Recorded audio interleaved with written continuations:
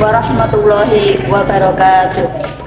Alhamdulillahilladzi an'amana bil iman wa arsyadana bil islam wa faddalana bil ilmi wal ifan. Wassalatu wassalamu ala sayyidil anam Muhammadin sallallahu alaihi wasallam alladzi turja syafa'atuhu yaumil qiyam wa ala alihi wa sahbihi. Sahabat-sahabat yang dirahmati Allah, dalam kitab Irsyadul Ibad dijelaskan bahwa Nabi Sulaiman alaihissalam mendapat perintah dari Allah Subhanahu wa taala untuk mencari sebuah hikmah atau kejadian yang ada di sekitar laut. Akhirnya Nabi Sulaiman alaihissalam mengajak rombongan para manusia dan para jin untuk menyusuri tepi laut. Sesampai di laut, Nabi Sulaiman beserta rombongan tidak menemukan apapun kejadian yang ada di sana. Akhirnya Nabi Sulaiman mengutus jin ifrit untuk masuk ke dalam dasar laut untuk mencari tahu apakah ada sesuatu kejadian yang ada di sana. Jin ifrit pun lalu masuk ke laut dan jin ifrit pun tidak menemukan suatu kejadian apapun di dalam laut. Jin ifrit kembali ke tepi laut dan berkata pada Nabi Sulaiman, "Ya Nabi Allah, sungguh saya tidak menemukan kejadian apapun di sana."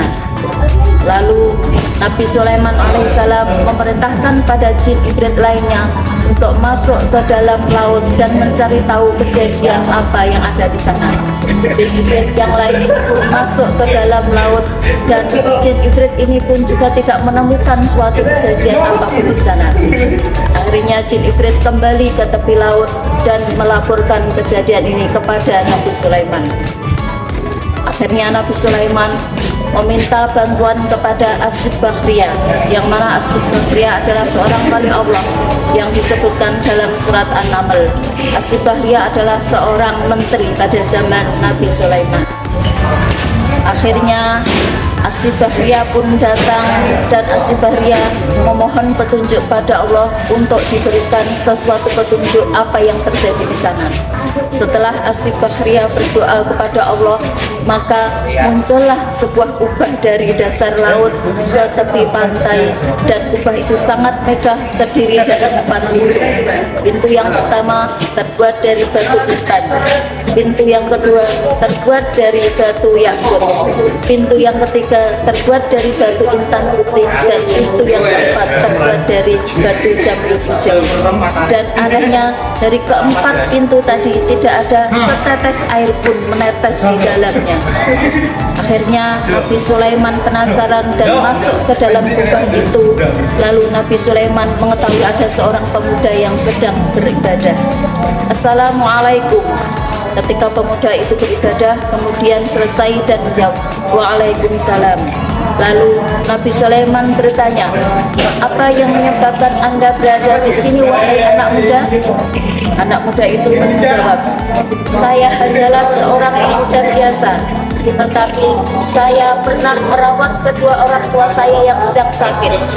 Ibu saya menderita lumpuh dan bapak saya adalah seorang yang buta. Ketika ibu saya menderita lumpuh dan ibu saya sudah tua, saya merawatnya dengan penuh kasih sayang. Ketika ibu saya mau menjelang ajalnya, saya berdoa kepada Allah, 'Ya Allah, panjangkanlah umur anak saya dan jadikanlah dia anak yang bertakwa.' Kemudian selang beberapa lama kemudian, ayah saya yang buta pun juga sakit. Saya merawatnya dengan penuh kasih sayang. Ketika ayah saya menjelang ajalnya, ayah saya berdoa kepada Allah, 'Ya Allah, lindungilah anakku, jangan sampai setan pun tahu keberadaannya.' Setelah kedua orang tua saya meninggal, saya merasa kesepian.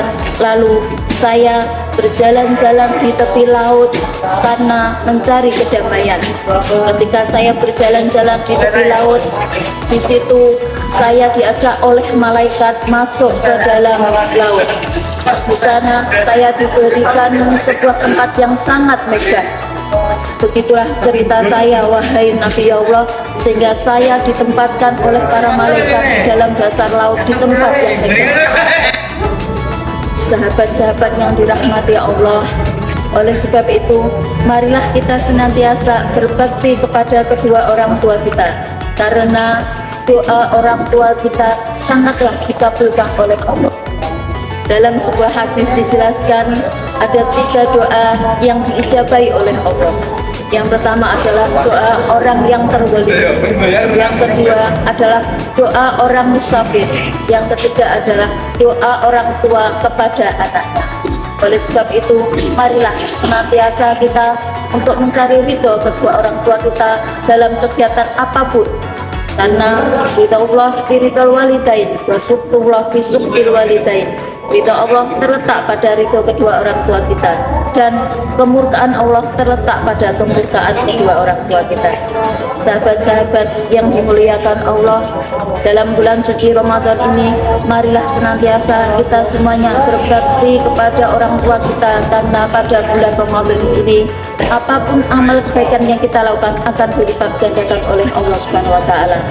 Akhirnya cukup sekian yang bisa saya sampaikan, kurang lebihnya mohon maaf. Ihdinas siratal mustaqim. Wassalamualaikum warahmatullahi wabarakatuh.